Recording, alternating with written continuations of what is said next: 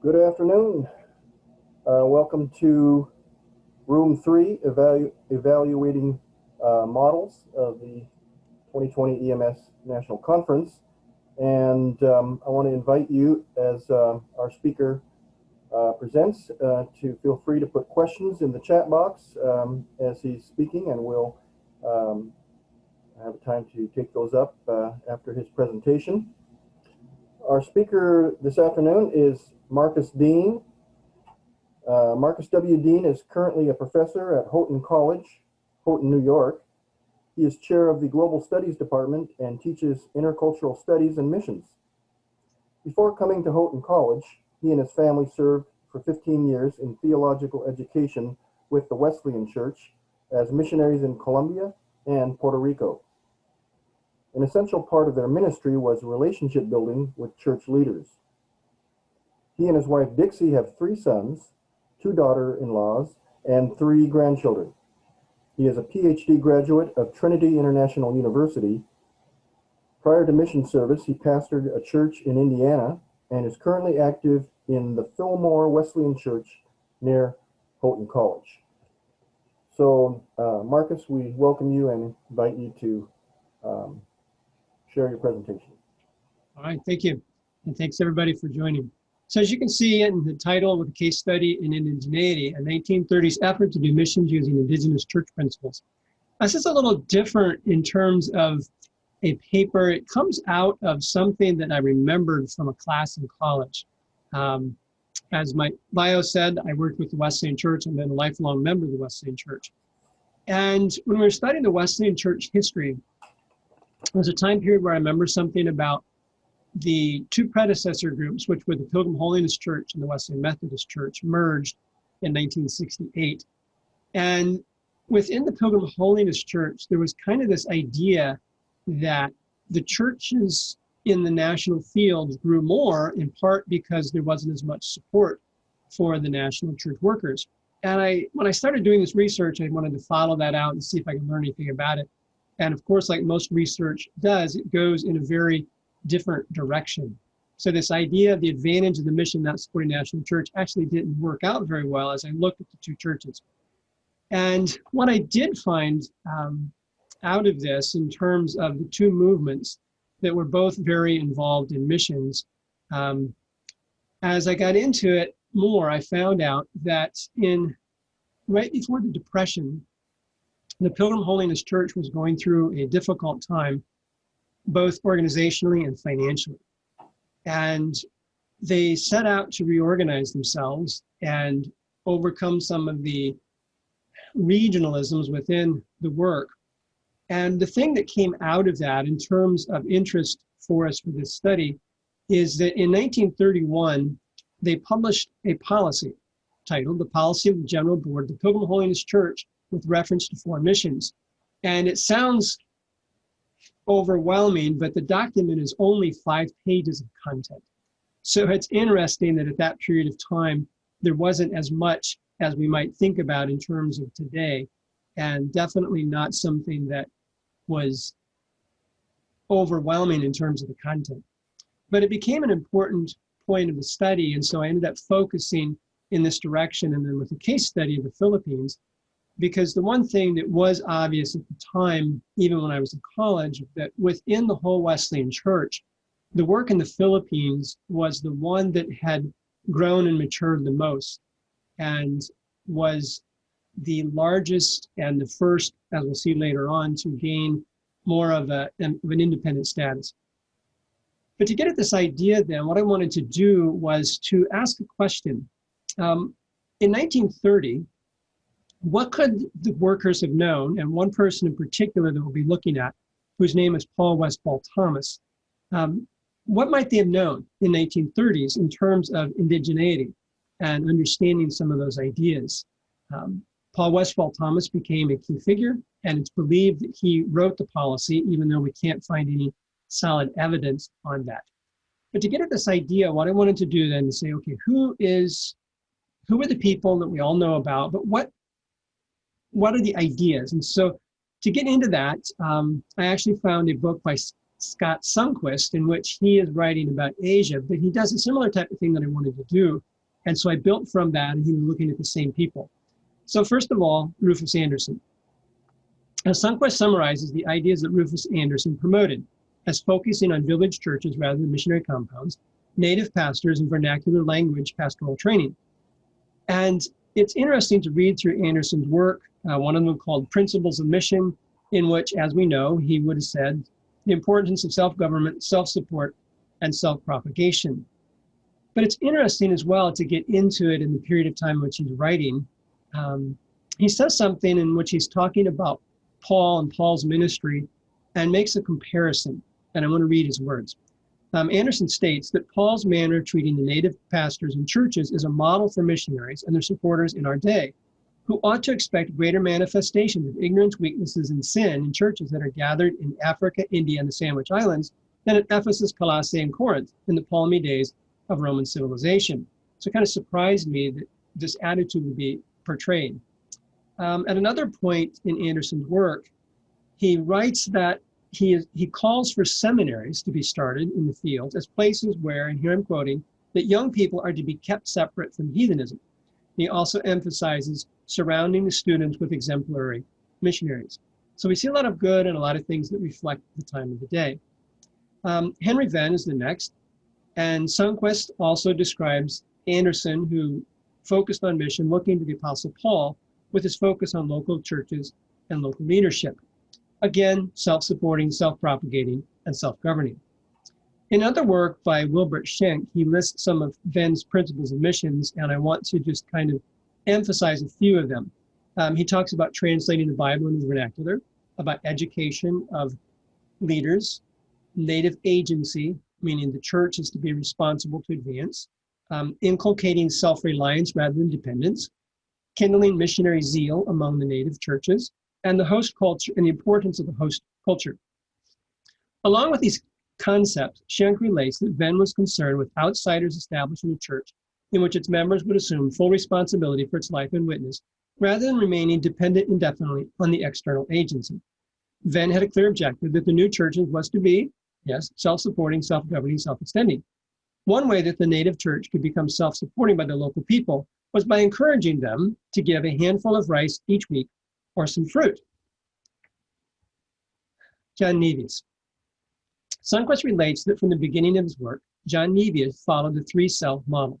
In part, Nevius was noted for his attacks on paying foreign agents, paying for buildings, relying on foreign missionaries to do most of evangelism, and building large institutions.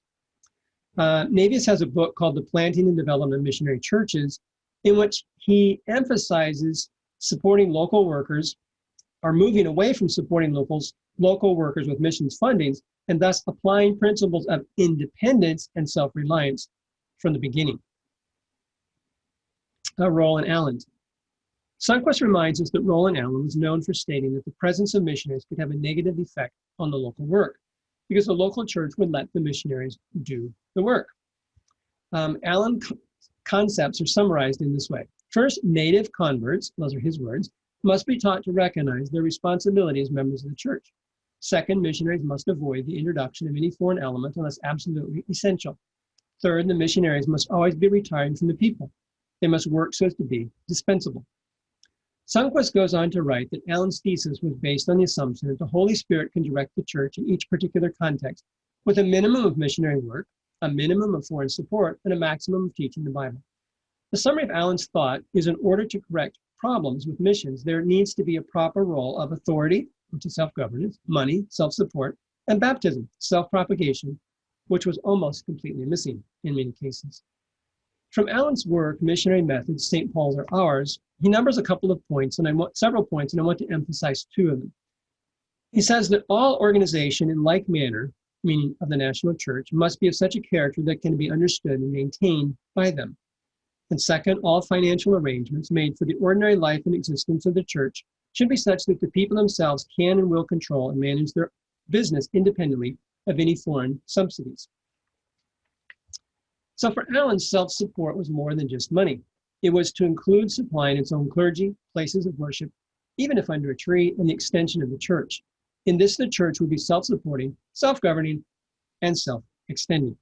So that gives us an idea in broad terms of what was available, what the author of the policy could have known. And so I want to look a little bit at some of the things that go into this and some of the ideas that are behind it. So how did this policy develop? The background for this policy was the church's and the world's economic crisis, the Depression. Yet the crisis and the church's response came to be seen as a means of strengthening the Pilgrim's mission efforts during this time. Quoting from a book written by Thomas, there were benefits as well as hardships from the crisis time. Some missionaries began to see the need of placing more financial responsibility upon the native church in spite of its poverty. While Thomas, the presumed author of the policy, was not immediately placed in a position of mission leadership, he was later named General Secretary of Foreign Missions, a position that was created in 1934, and he served in that position until 1946.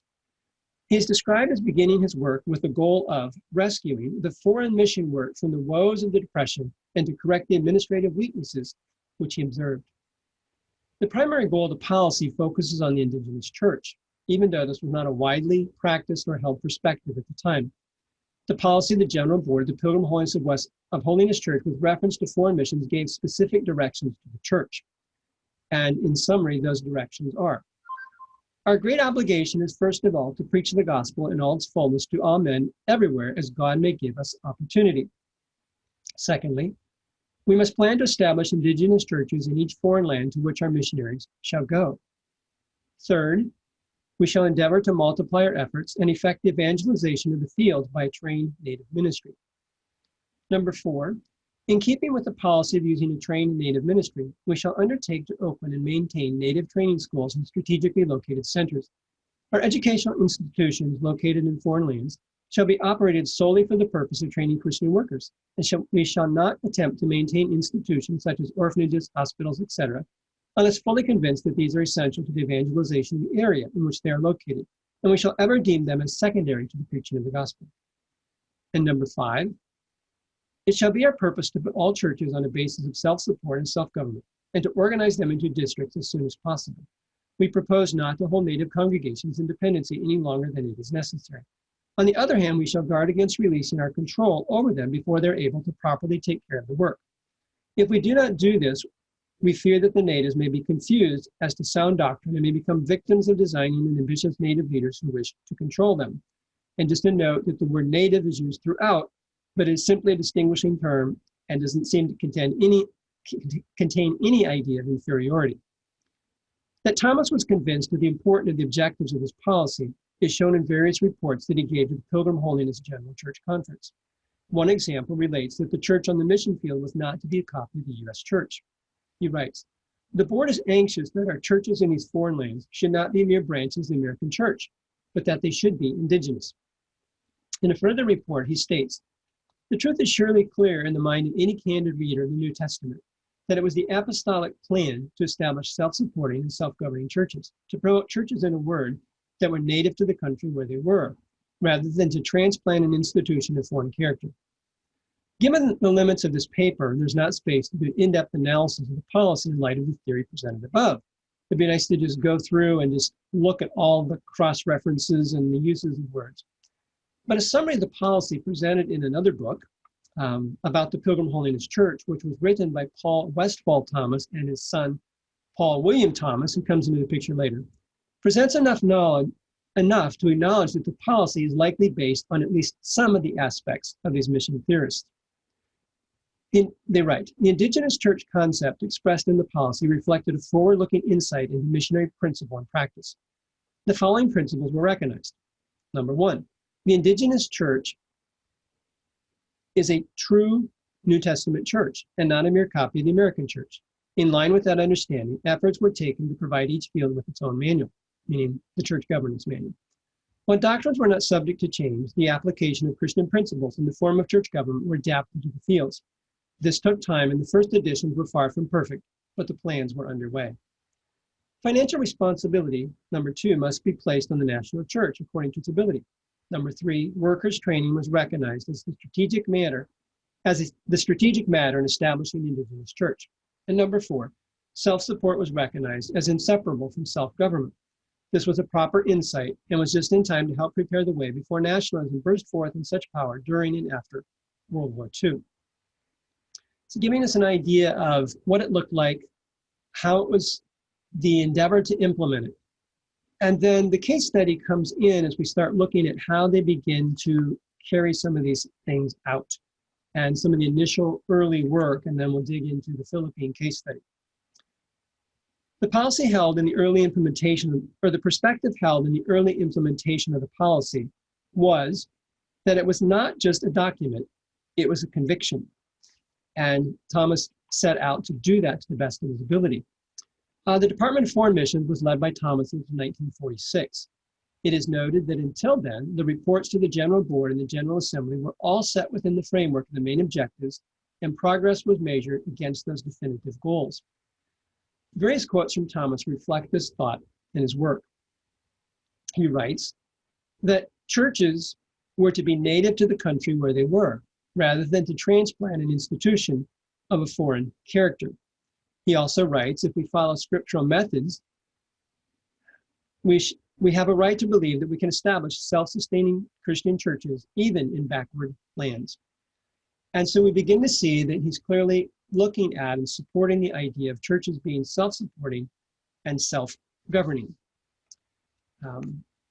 Another writer, looking back at the same period of time, wrote the following: the development of the Indigenous Church became a primary objective for all who were involved in the Department of Foreign Missions.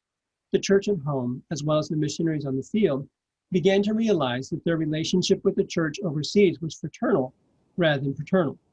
They came to see their task as training nationals for leadership among their people, to stand side by side with the overseas brethren, encouraging and aiding them to do for themselves rather than to expect the church in the U.S. to sustain them and dictate their policies. So we see that that was the policy, the reasons for its development, the intentions of what it was to look like. So what actually happened? So we get to the Philippines. Again, on the mission fields that were under the Pilgrim Holiness Church during this time, the church in the Philippines emerged as the strongest. One Wesleyan church historian declares the results in the Philippines to be an example of the strength of the work resulting from the indigenization efforts.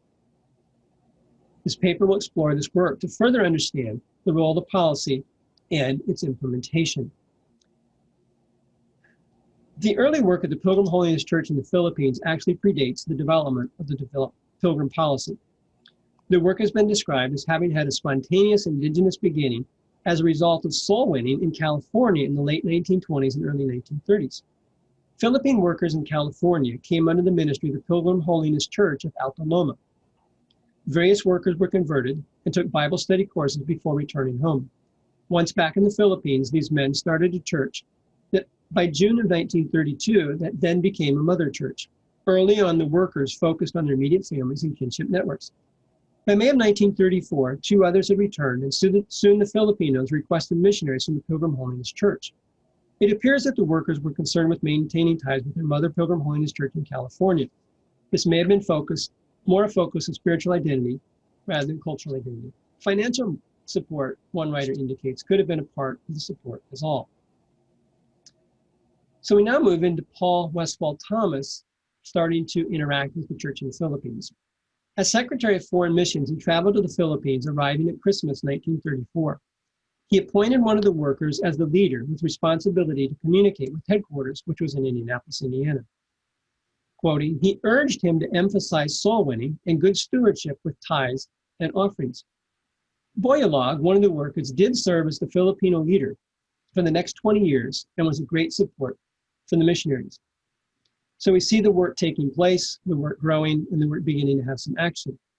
After that, they were set out to send missionaries to take part in training schools, which was one of the purposes and goals of the policy.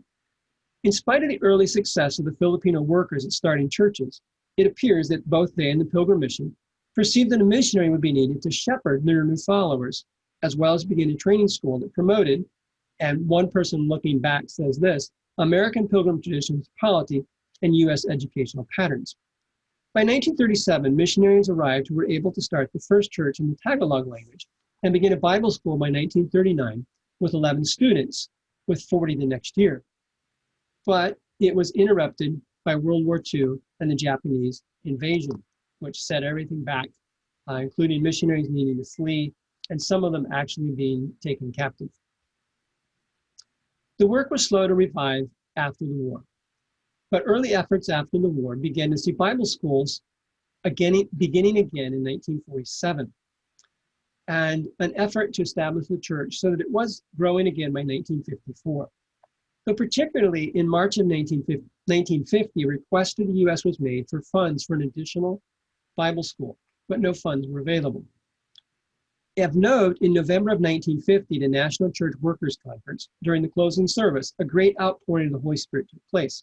A spontaneous pledge erupted, and the offerings, when they were given, paid for the first building of the Bible school to be built, which was built with local finance and voluntary labor. Interestingly, the first missionary to go back after 1950 was Paul William Thomas, the son of Paul Westphal Thomas. But it was noted that he didn't carry the same enthusiasm or interest in the idea of indigeneity. And it's important that this movement of the people of raising the funds for this building and building it themselves actually led to a shift in thinking of Paul William Thomas. And it made a difference at the dynamics of what took place. But another point of interest is that Paul William Thomas in 1954 was appointed to replace the Filipino leader who was appointed by his father in 1934. But we begin to see the missionaries shifting and changing. Another problem that they faced is that the mission director, mission general secretary of foreign missions who followed Paul Westphal Thomas was not as engaged with indigeneity. And so we see this dynamic taking place that the church apparently actually convinced the missionaries of the importance of this. And there were different things that took place, a few setbacks, a few struggles that they went through. But what we want to note is that by 1988, the Philippine General Conference was established. It had grown to the point in leadership qualities, financial support, and numerical strength that it was recognized in this sense. But one other thing that occurred was that by 1989, the remaining missionaries returned to the U.S., which occurred even though the Philippine church had asked that missionary assistance be maintained. So we see during that period of time several different things taking place, and I've tried to just skim over a little bit in terms of what actually happened. But out of this, I want to draw a couple of important lessons. The first one. First, God works in all of the circumstances in which we find ourselves. One part of the original book that sparked my interest in the study many years ago states that some missionaries providentially were guided to use the crisis, the Depression, to put some responsibility on the national churches. The question that I always had about this was why this was not true for the Wesleyan Methodist Church. While it is true that the Pilgrim Holiness Church was in particularly dire economic straits, the impression that I had carried was that this practice was almost accidental. But the development of the 1931 policy shows that it was intentional, but spurred on by the economic crisis. Number two, the implementation of indigeneity in the Pilgrim Holiness Church seemed to have been largely the outcome of one person, Paul Westphal Thomas. This demonstrates the importance of leadership, particularly with the observations made about the missionaries and successor to Thomas, who were not on the same page as to what indigeneity meant. Starting the process was not enough to carry it to fruition. For missionaries to lead in indigeneity, the whole team needs to be equally committed to the concept for the long haul. Third, it seems dangerous to judge the efforts at indigeneity in the time period of 1930 to 1960 from today's perspectives, which one of the writers that I was using seemed to do. Many of the elements of the work in the Philippines reflect aspects of the writing of the four mission theorists in terms of attitudes and language that were used. I was impressed that the concepts put forth by the four men were not always what we think about today, especially in relation to contextualization. And they often propose that the church, even though it's indigenous, often look more like their own. In this sense, Thomas seems to reflect much of the available teaching on indigeneity and apparently endeavored to implement it to the best of his ability. Fourth, indigeneity needs the voice of the local church. It was of interest that even while the Wesleyan Church of the Philippines was being launched as an indigenous church in 1988, the Filipinos were not anxious for the missionaries to leave. One aspect of this is how they viewed the church. And this is a quote from a Filipino in reference to that. He said, the Filipino concept of parenting carries with it the continual maintenance of a relationship with the children, which assures their children access to their parents.